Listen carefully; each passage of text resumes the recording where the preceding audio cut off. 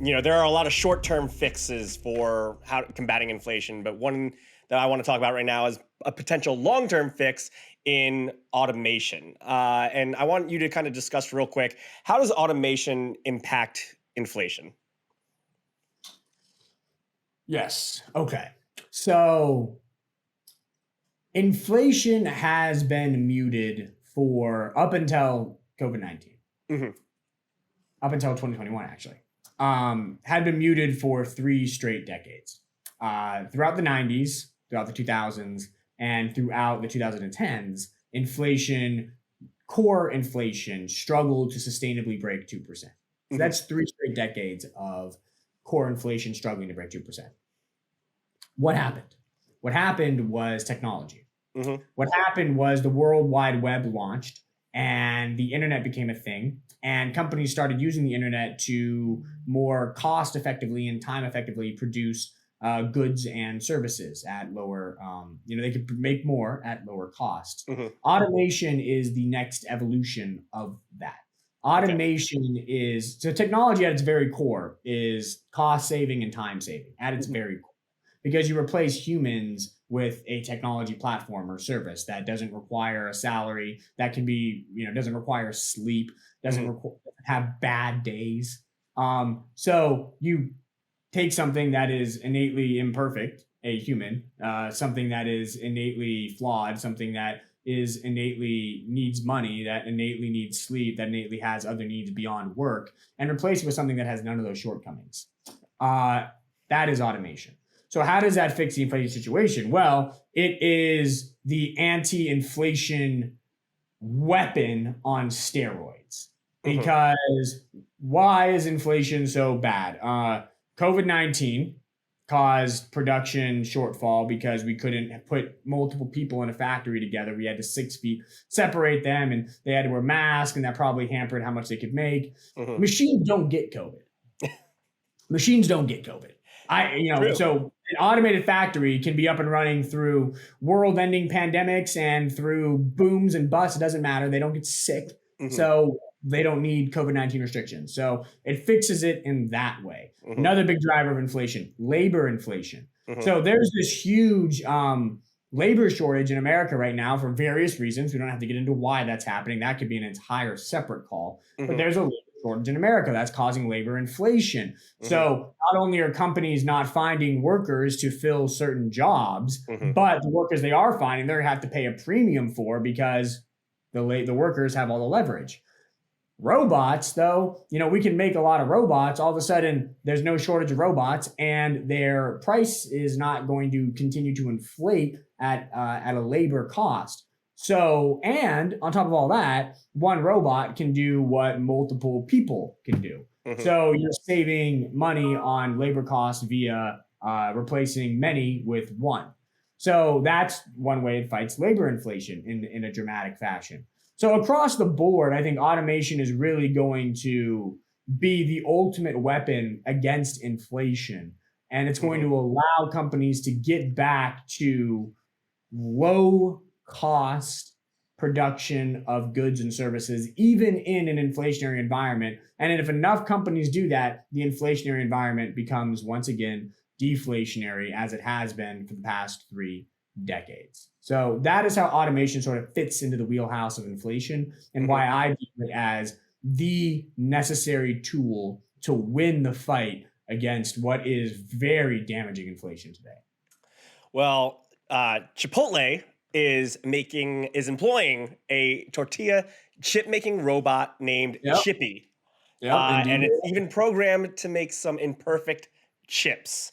I Yep. believe that the company that's providing this robot is Miso Robots. And is this going to be like the new norm, and not just again in higher tech factories, like something that's going to make like an EV, but in our day to day lives, like a place like Chipotle? Yeah. So Miso is a company that I'm very familiar with. I know two of the founders at Miso. Hmm. I actually played basketball with one of them in college. So Miso is a company that I'm very familiar with. They're a bunch of really smart people doing some really smart things. And when they first started the company, the whole idea was that labor automation in restaurants is going to be a necessity because wage inflation, because these companies have poor unit economics as is. They need to improve those unit economics because wages are going to go up, and that's going to essentially destroy the unit economics. They need a replacement for that. Robots are going to be the replacement for that, allow them to produce just as much food or just as much revenue on a much lower cost basis, thereby improving their profits and overall value of the company. So that was the original pitch, and this is like back in like 2017. So this is way before any of this stuff we're talking about is happening. That was the initial vision. Now here we are in 2022, and we have that vision just screams to every restaurant operator in the world right now. So it's no wonder that they just got the deal with Chipotle. I mean, they have a burger flipping robot, and that burger flipping robot is in a few restaurants, burger chains here in Southern California. But the Chipotle one is different because it's not a burger flipping robot; it's a chip making robot, Chippy. The burger flipping robot is Flippy. This is Chippy. I love it. Yeah, I love it. Very, very cute. They have great engineering minds and apparently great marketing minds too. So the fact that Chipotle is doing this is of no shock to me. Yes, it's a microcosm of the entire trend we just talked about. Automation is the solution to inflation. This is what restaurant operators are going to do. They're going to consistently and continue to adopt these automation technologies like Miso is working on. Burger flipping robots, chip making robots. Next would be burrito making robots, steak frying robots, la-di-da-la-di-do.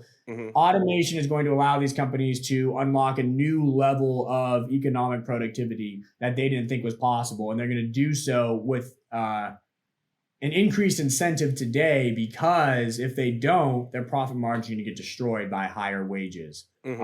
So that's why we're really bullish on all automation technologies. Miso is a very fascinating company in the space. Unfortunately, they're not public, so you can't buy the stock. They do crowdfunding. The backers over there are huge on crowdfunding investments. So next time we do a crowdfunding round, I'll be sure to let you guys know you can get in on it. But for now, Miso just kind of like keep monitoring them. But there are some public market plays that you can get in on today to ride this automation wave. Can't say the names here for reasons that I've stated before. Gotta keep the products secret a little bit. But there are a lot of great stocks to buy to play the automation wave, and it's a good time to buy them. Right now is a really good time to buy them. Well, I know you can't get into those specific companies, but is there any other automation tech that you're excited about? Ooh, yeah, there is. I don't want to give away the companies and saying these things. I'll be brief. Warehouse automation. We're huge on warehouse automation. And we are huge on autonomous trucking. Okay. Got it. I think those are two industries. When you're looking at automation, what you want to understand is that what is easy for a robot is not necessarily easy for a human, and what is easy for a human is not necessarily easy for a robot. So you can't think of robots as just replacing all the the jobs that are easy for humans to do, because those jobs might not be easy for a robot to do. What is easy for a robot to do is a job that is modeled by, or can be modeled by, a lot of data and a lot of predictable patterns and workflows. Trucking fits that billing because truckers go on preordained routes.